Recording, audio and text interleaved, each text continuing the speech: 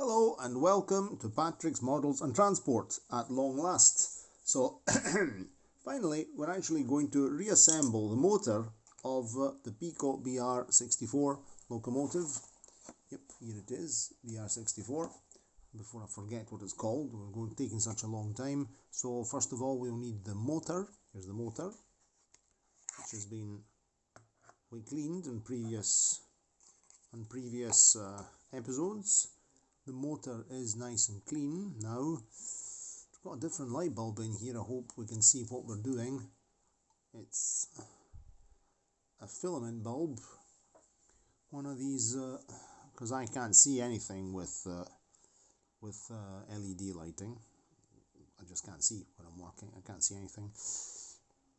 It's one of these like natural light bluish reading bulbs, which I managed to find on eBay. So I think maybe we might enhance it with a spot of, okay, maybe that's a little help from the phone. Okay, so this is ready. This is a motor with a commutator and a winding. You see that it's all ready for action.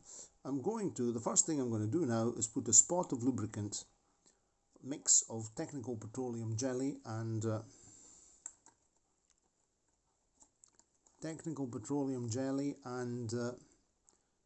oil here in the bearing.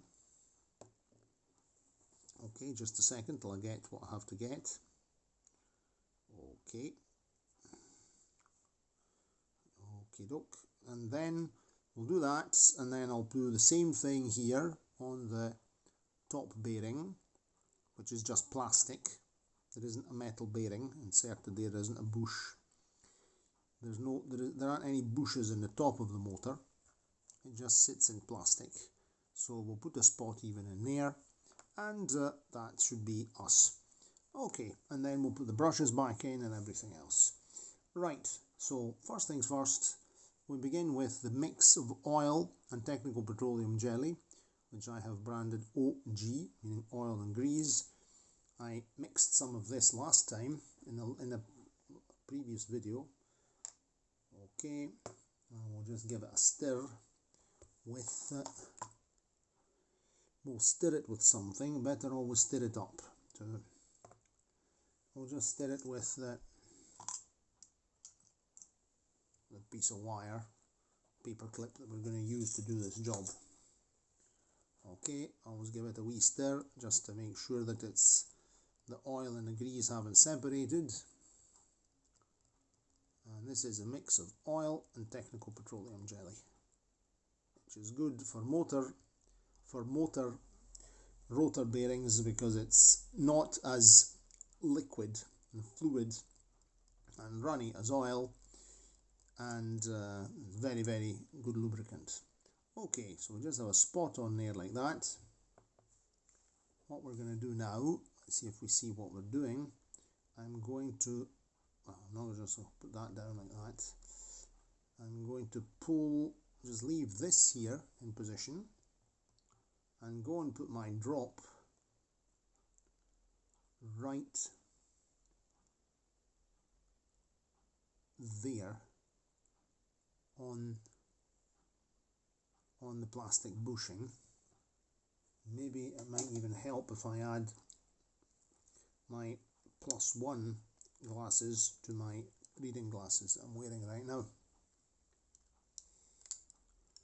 I'm actually going to try and keep this video here short and do more videos. There we go. We'll put another little micro drop here and then just do this, put that, push it in and let it, that way the oil and grease mix will go in, will be pulled in by the bush. This also helps to reduce some noise because these are quite noisy motors. Okay, so that's that done. Now we can reassemble the motor. I've not, as I told you in a previous video, I have the problem with the digital camera that gives me lens error 2, the Casio digital camera, and I have to actually open it up and understand it's mainly a mechanical problem caused by lack of use in the mechanism that opens the lens. So I have to open that, blow it, clean it, brush it, and get it going. I found a very useful video on YouTube on this problem, so I've not had time to do it. I've not had time to do anything lately. I've been very, very busy. Okay, so this is one of the screws, and we have two screws, in fact, to hold the motor. There's a short screw that goes at the top, which is this one, and there's a long screw that holds the motor, the brush holder, to the motor, and it also holds the motor to the chassis. So we'll take that afterwards. Here's the brushes, and here's the little washer that goes between the rotor and the brush housing here, the top of the motor, the face of the motor. So let's do things in an order. Let's just take this now, being very careful. In fact, first thing to do here is to we have to take this little washer here and put it right there on the, there we go. We said when we dismantled this, there's a shiny part and the matte part. The matte side goes towards the rotor. Okay, and now we will put a spot, a real spot of the lubricant mix of oil and technical petroleum jelly here in the motor bearing. Okay, so we'll just put that down like that. Let's get this, and I'm not putting it on there, I'm putting it in here because I really want to make sure there's no risk of this going, and we'll go this side round. There. Just a spot.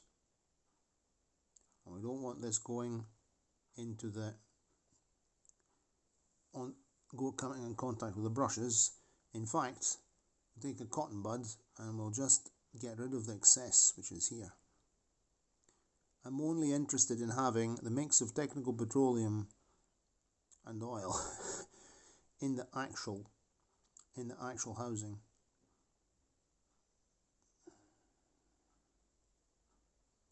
Of course, now we'll get some strands of hair here, so we'll get something else. Doesn't leave any lint.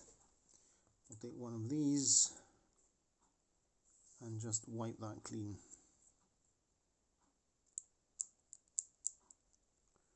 Okay, let's check if that's shiny, glistening with some oil. Perfect. So that's ready. Now, this is ready. Sorry, I was out of camera. And now,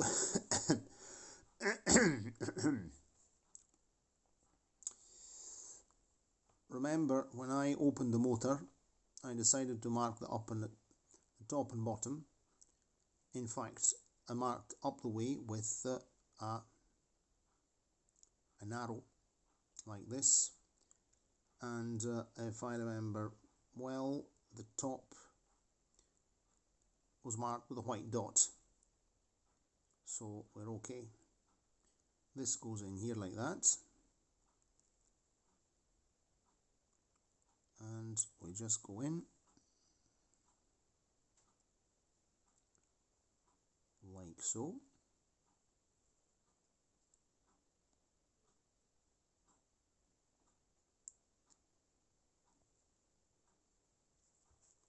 Takes a bit of a push to get it in. Okay, that's us in. Perfect. There we are. You can see that the technical petroleum jelly has lubricated and oil have lubricated the bearing. In fact, it runs very, very smoothly. Okay, the motor shaft. Right, we will now take one of the screws and we'll put the top screw in. But before doing that, we have to take this little nut. There are two nuts that have to be inserted in these slots, one and one, for the screws to catch in. So we'll just take one of these, put it in there like that, this hexagonal nut, and then take the screw and catch it in the nut.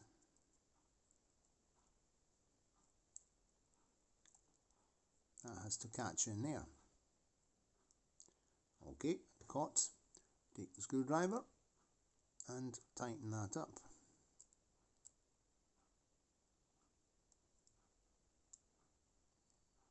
Okay, you can see that's going in, and that's it nice and tight. We're going to screw that, we're going to tighten that. Okay, perfect. That's doesn't need to be too hard because it's metal against metal, so it's okay. So now I should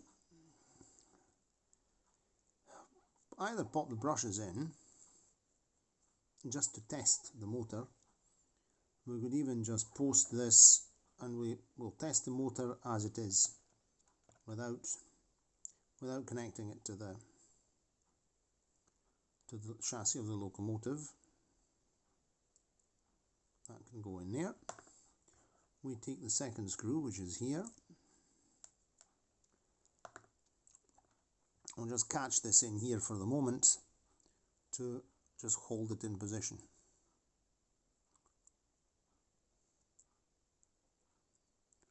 That catches in there.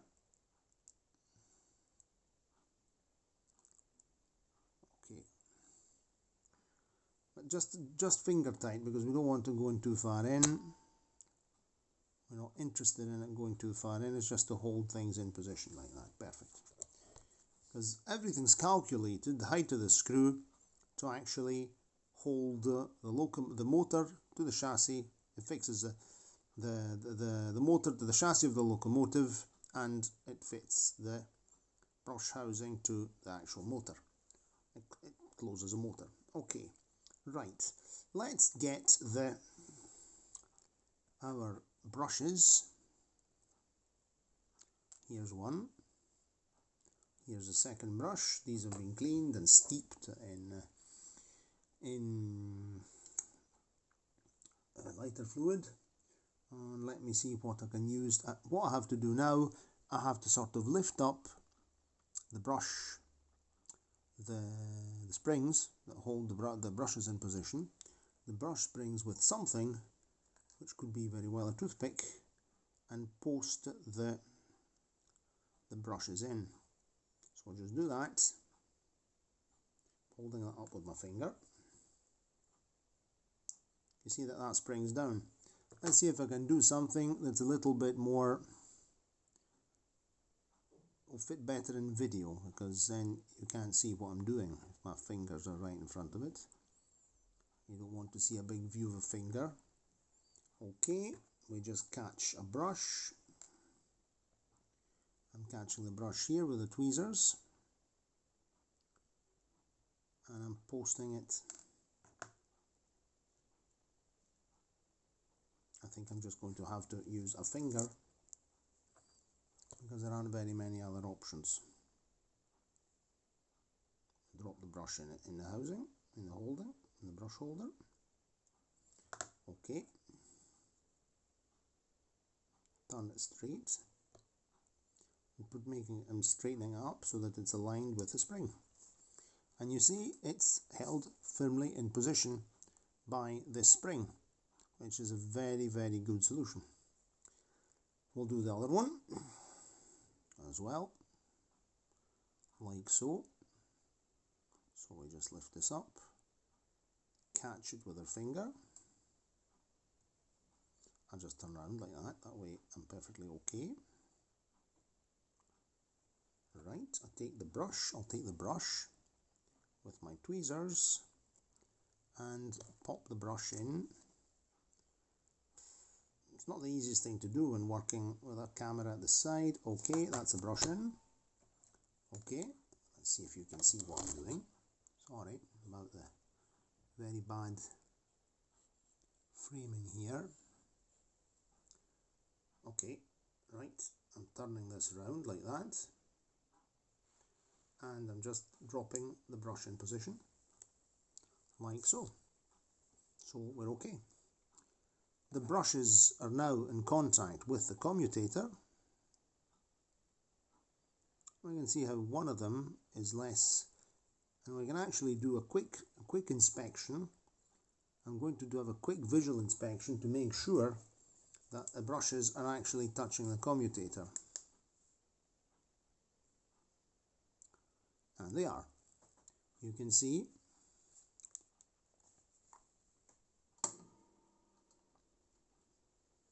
I've increased the lighting with the work light. You can see in there, if I go do like that, I've added some more light. You see what we're doing. This is a commutator. The face of the commutator is in there. Brushes are in position. In fact, the brushes are now in contact. So now what we'll do, seeing we're here, we'll just take a 9-volt battery and see if this thing is bringing into life. One 9-volt battery.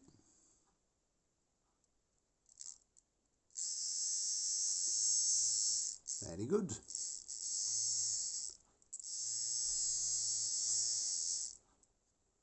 That's okay. Sounds nice and smooth.